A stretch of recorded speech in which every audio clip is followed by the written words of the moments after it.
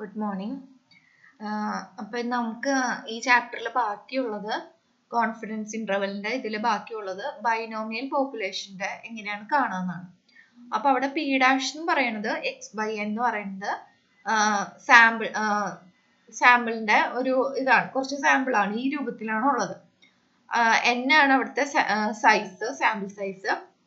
അവിടുത്തെ പാരാമീറ്റേഴ്സ് എന്നും പിയും ആണ്. അതിൽ പി ആണ് നമുക്ക് അൺനോൺ ആയിട്ടുള്ള പാരാമീറ്റർ, എന്ന് നമുക്കറിയാം. അങ്ങനെയാണെന്നുണ്ടെങ്കിൽ അവിടെ നമ്മൾ ഇക്വേഷൻ എന്ന് പറയുന്നത് സെഡ് എന്ന് പറയുന്നത് P dash minus P divided by root of P Q by N എന്ന് പറയുന്നതാണ് ഇക്വേഷൻ.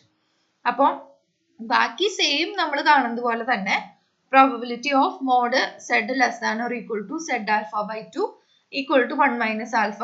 അപ്പൊ മോഡ് മാറ്റാനായിട്ട് minus Z alpha by 2 less than or equal to Z less than or equal to Z alpha by 2. സെഡിന് ഇനി ഈ value substitute ചെയ്യുക. അതായത് P dash minus P by root of P Q by N.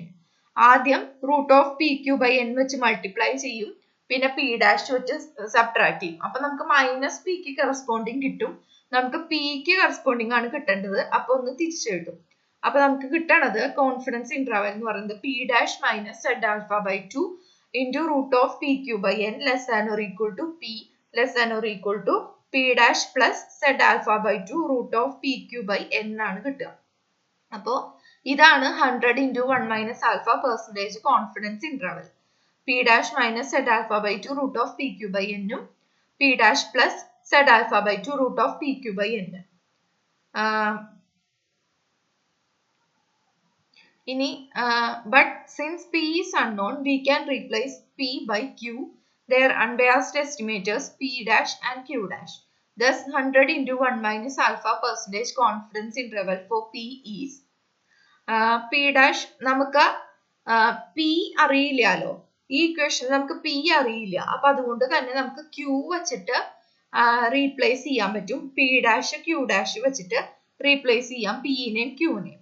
അപ്പോ അപ്പൊ നമ്മുടെ 100 into 1 minus alpha percentage confidence interval എന്ന് പറയുന്നത് P dash minus Z alpha by 2 into root of P dash Q dash by N, P dash plus Z alpha by 2 root of P dash Q dash by N. Okay, അപ്പൊ ഇതാണ് നമ്മുടെ final confidence interval എന്ന് പറയുന്നത്. നമ്മൾ എങ്ങനെയാണ് ഇപ്പൊ ചെയ്തത്? Binomial distribution ആണ്. അപ്പൊ P dash എന്ന് പറയുന്നത് എക്സ് ബൈ എൻ എടുത്തു. അവിടുത്തെ equation P dash minus P by root of P Q by N ആണ്. അത് വെച്ചിട്ട് നമ്മൾ ചെയ്യുമ്പോൾ സെയിം പോലെ തന്നെ നമ്മൾ ചെയ്യുക. ഇക്വേഷൻ സെഡിന്റെ ഇക്വേഷൻ മാറുള്ളൂ. ഇങ്ങനെയാണ് നമുക്ക് കിട്ടുക.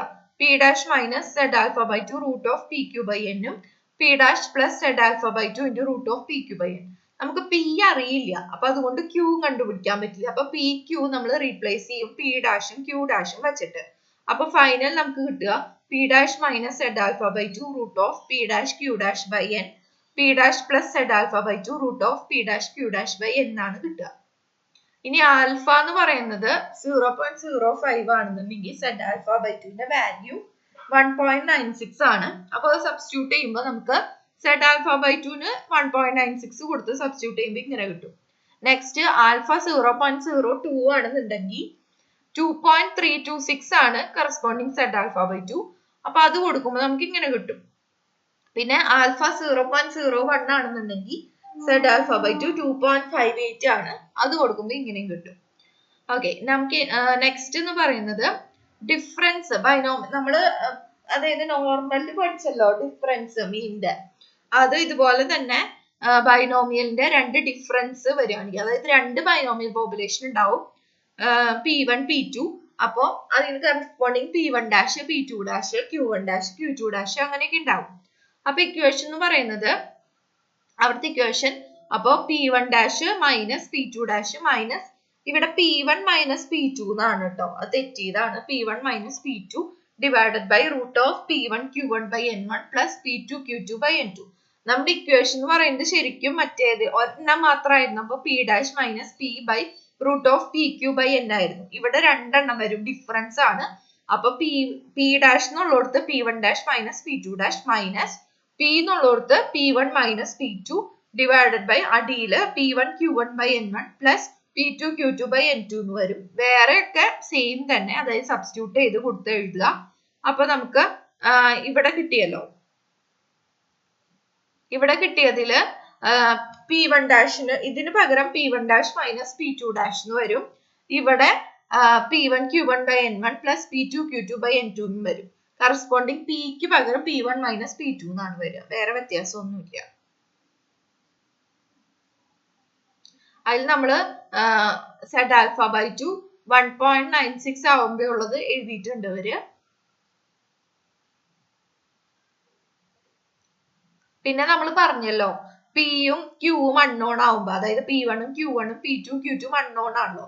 അപ്പൊ അതിന് പകരം കറസ്പോണ്ടിങ് നമുക്ക് ഡാഷ് വെച്ചിട്ട് സബ്സ്റ്റിറ്റ്യൂട്ട് ചെയ്യാം. അതായത് P1 പകരം P1 ഡാഷും Q1 പകരം Q1 ഡാഷ്, P2 പകരം P2 ഡാഷ്, Q2 പകരം Q2 ഡാഷ്.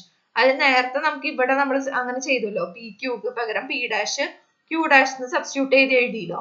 അപ്പൊ ഇവിടെ എന്ത് വരും? ഇവിടുത്തെ ഇക്വേഷൻ എന്ന് പറയുന്നത് അപ്പൊ P1 dash minus P2 dash minus Z alpha by 2 into root of P1 dash Q1 dash by N1 plus P2 dash Q2 dash by N2. ഇവിടെ P1 dash minus P2 dash plus Z alpha by 2 root of P1 dash Q1 dash by N1 plus P2 dash Q2 dash by N2. ഇവിടെ 1.96 ആണ് Z alpha by 2 ആയിട്ട് എടുത്തേക്കണേ. അതാണ് general ആണ് ഇപ്പൊ ഞാൻ പറഞ്ഞത്. Okay, next last portion ആണ് confidence interval four population correlation coefficient when population is normal.